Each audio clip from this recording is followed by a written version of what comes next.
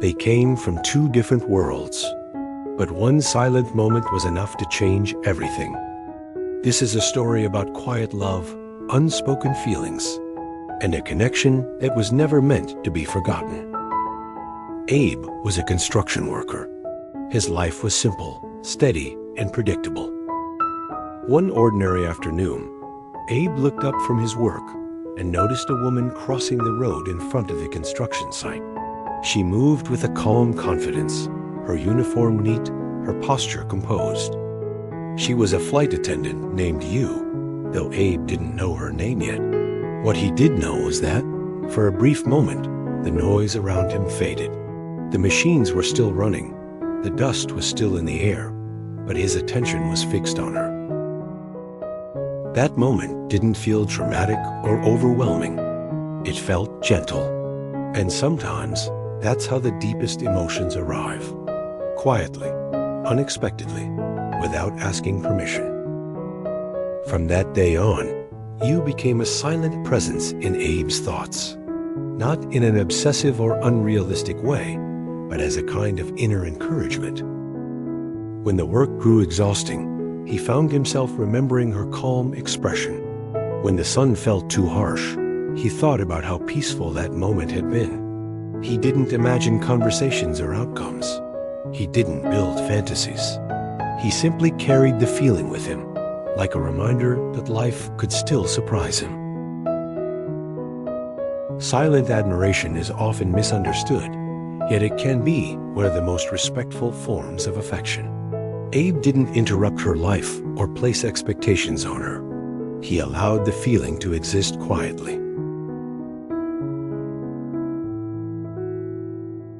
A few days later, coincidence stepped in.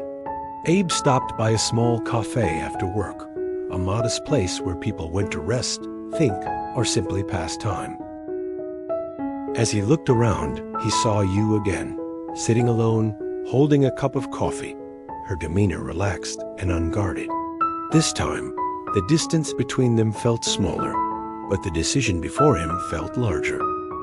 Abe hesitated. He was aware of who he was and the life he lived. He felt proud of his work, yet also aware of the social differences that often make people doubt themselves. Still, something stronger than doubt pushed him forward. He approached her politely, with no agenda beyond conversation. What followed wasn't a dramatic introduction. It was simple, honest, human. They talked about everyday things, work schedules, places they liked to visit, moments of quiet they valued. Abe didn't hide who he was, but he didn't focus on his struggles either. Yu listened, not because he impressed her, but because he was sincere. This early connection sets the emotional foundation of the story. It reminds us that meaningful relationships often begin with listening rather than impressing, with presence rather than performance.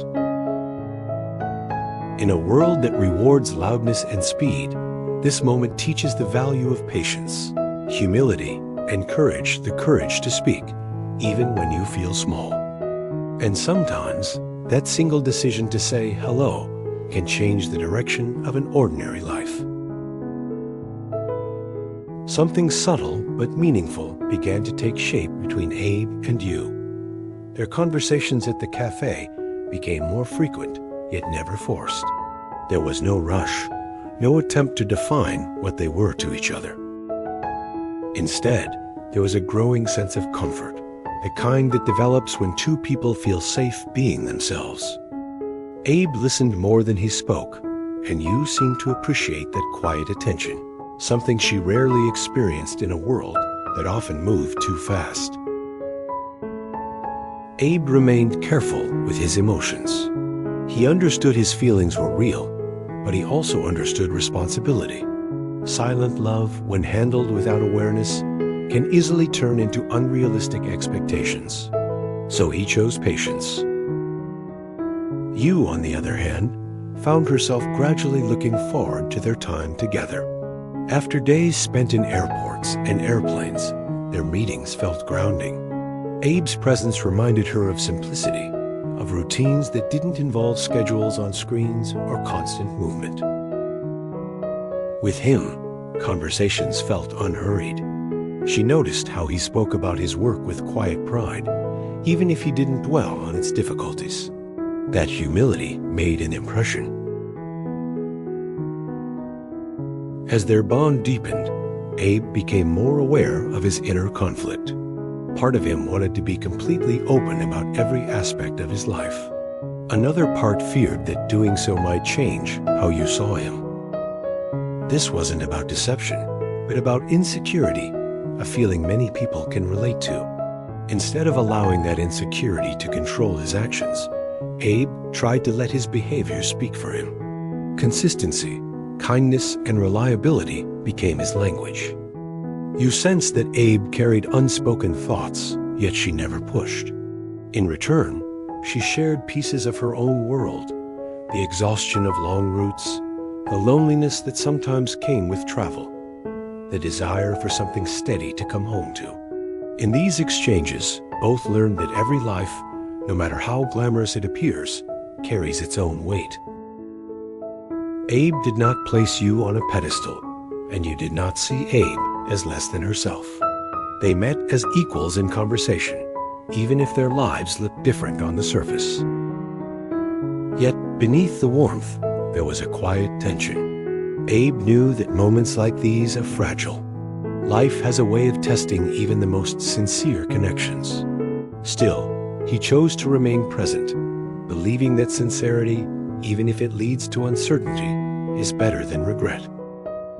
Their meetings had become a natural part of life, woven into busy schedules and long days. Without openly naming it, both understood that what they shared had grown into something deeper than friendship. Abe felt this change most strongly. He began to imagine a future shaped not by grand dreams, but by simple continuity shared meals, familiar conversations, and the comfort of presence. Yet with that warmth came vulnerability. The more he cared, the more he feared losing what they had built. One evening, Abe and you planned to meet at their usual cafe. Abe finished work early, looking forward to the simple happiness of seeing her again. But life intervened quietly. At the construction site, a work-related incident occurred serious enough to require immediate medical care. In the urgency, Abe was taken to the hospital, leaving his phone behind and unable to explain. You arrived on time, unaware of what had happened. She waited calmly, believing there was a reasonable explanation. As time passed and the cafe grew quieter, anticipation turned into concern. Still, she chose patience over assumption, trusting that Abe would reach out when he could. In the hospital, Abe's thoughts were not centered on himself, but on the silence he had unintentionally created.